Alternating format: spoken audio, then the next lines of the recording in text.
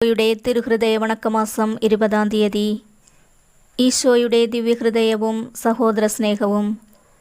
എല്ലാത്തിനും ഉപരിയായി ദൈവത്തെയും നിന്നെപ്പോലെ നിന്റെ അയൽക്കാരനെയും സ്നേഹിക്കുക.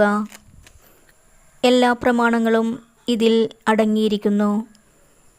ദിവ്യനാഥനായ ഈശോ മനുഷ്യരെ എപ്രകാരം സ്നേഹിക്കുന്നുവെന്ന് ഇന്നു നമുക്ക് ധ്യാനിക്കാം.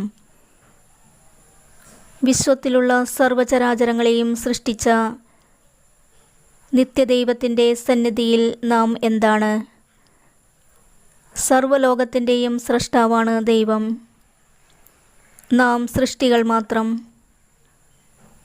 ജഗന്നിയന്താവായ അവിടുന്ന് നിത്യനും സർവശക്തനുമാണ്.